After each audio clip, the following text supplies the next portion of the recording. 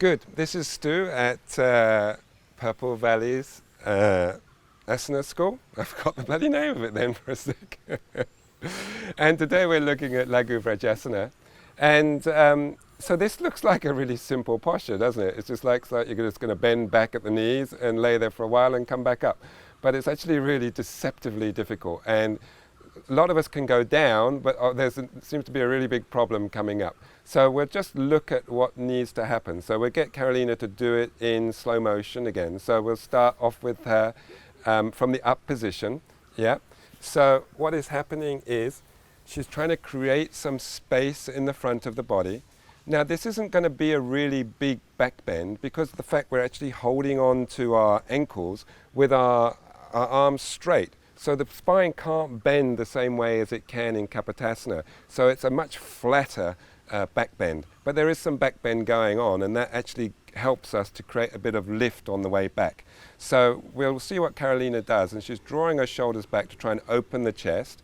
She's creating some space here, so she's got some of her back bend going. Now she's getting hold of her ankles in a nice, strong way, and this is where the work is happening. Now we're actually lowering back down.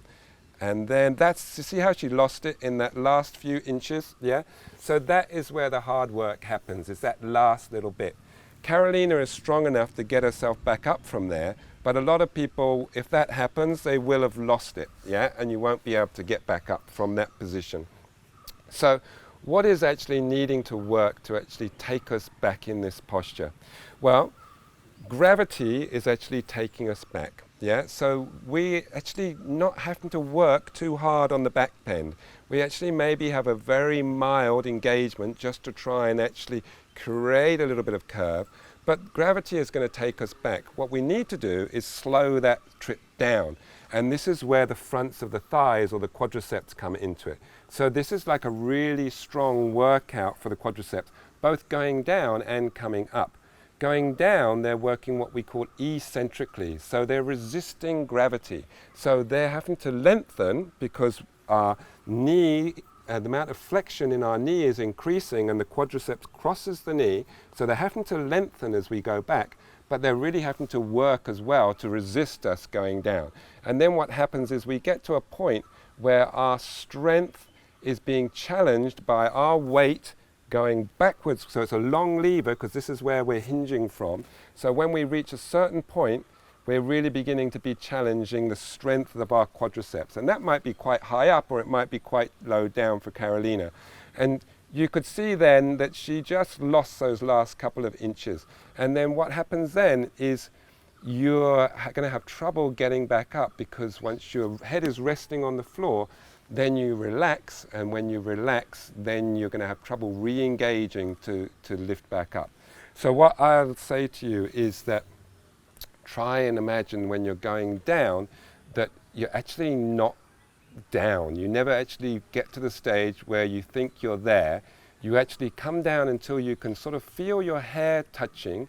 You place your head as lightly as you can on the floor, and then you're staying there, but you're feeling that at any moment you can come back up, that you're still about to come up, so you're working to come up, but not so much that you can come up. So obviously as you increase the power, that would bring you back up. So what you're doing is you're resisting gravity and just hovering so lightly on the floor that then basically like turning the throttle of a motorbike, you just give it a little bit more juice and you come back up. Otherwise what happens is as soon as we rest our head on the floor, we go, thank God, we've reached it down, and then it's a little bit difficult to get the whole thing back up and going again. So the difficulty with this one is actually the strength in the quadriceps and how to work in this posture without actually collapsing at the bottom and having to scramble your way back up again, yeah? So if we could, let's work with Carolina one more time and see if we can work so she doesn't let go on that last little bit. And then what we'll do is, rather than rest there, we'll get you to come straight back up again. Yeah.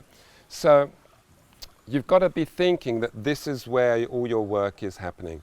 So Carolina is going to prepare, and it's very much also about the work of the shins and the feet into the mat. So she's going to be pressing down with the whole top of her foot, so all of this, but in particular the little toe side, because what tends to happen is we tend to roll in this way, and we lose our center of stability. So she's really pushing down with the whole of her foot and pushing here as well. And then what she wants to do as well is not let her knees splay out, because then we are trying to escape basically from some of the restriction on the front of the body. And although it may seem that we can go down a little bit easier, there can be a tendency then to either throw it into the sacrum or basically just to lose your strength as you're coming back up. So you want to just have your hips, your knees hip width apart and keep them there, which might mean that you need to be thinking of also rolling your thighs in all the time as you're going down and then reinforcing that on the way up. So we'll talk Carolina, and I'll sort of stay here. So as I disappear from view, as she passes me, then I'll be popping back into view in a sec. So she's going to open her chest like she's done, bringing her hands to her heels, or ankles, just below the heels. Now here we're creating as much opening as we can, but you can see that the length of our arms is actually going to flatten out the bend. So as she goes down, she's going to come down as low as she can, and this is where we're going to get her to work really hard. Here, and then just touch my fingers, and then she's coming all the way back up. Yeah. And if you were to do that, then you're going to create more and more strength in your quads. So try and work in that bit that you find the most difficult. Yeah, this last little section is the easy bit. It's down here where the work happens. And it's this bit that you want to basically train yourself in. So let's say you can only, so come down halfway for me. So do the same thing, but only come halfway. So there's little point in, if you only got strength in your quads enough to bring you to about here, there's not really much point in going the rest of the way. So what would be better would be to use some blocks, and to just come down to the blocks. So come down there. So the same thing would be, she's just not really resting, just really light, and then come back up from there. Yeah? So you're working in that bit that you can, and maybe you'd want to go down again. So you can go up and down like that, and then up. And you want to use a quite wide block, because then it's less likely to fall over, because you can't see it. And to be able to get your head right in the right place as you're going back, you're more likely to hit one side of it, and then the block falls over and you land down on the floor anyway. So nice wide blocks like this are really good. And then as you get stronger and you build the strength in your thighs, you can start removing the blocks, and you basically remove them over the course of many weeks until you've got yourself down to the floor. There's another strengthener that you can do as well, which is one that we both got from Rolf and Marcy.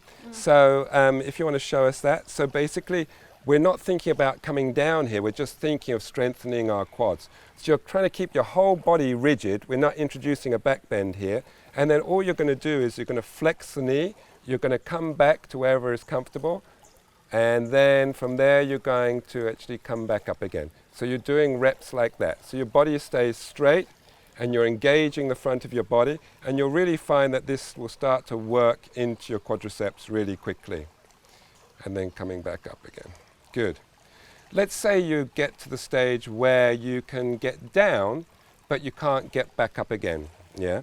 How do we work more on the quad strength to allow us to get back up? And I think here we can incorporate some stuff we used to use in weight training ideas, which is eccentric movement, eccentric strength, which is working against gravity. So if you work really slowly, strongly on the way down and really resist it, then, and don't worry about coming back up again. So if you're, let's say Carolina can get all the way down, but say you can't and you're working sort of and you get to here, then that little bit towards the bottom is going to be really where all the work happens for you. So put a block there so you don't welt your head on the floor if your thighs suddenly give way. But what you're going to try and do now is you're going to go down, but you're going to go down as slowly as you possibly can. And I'm going to help you up.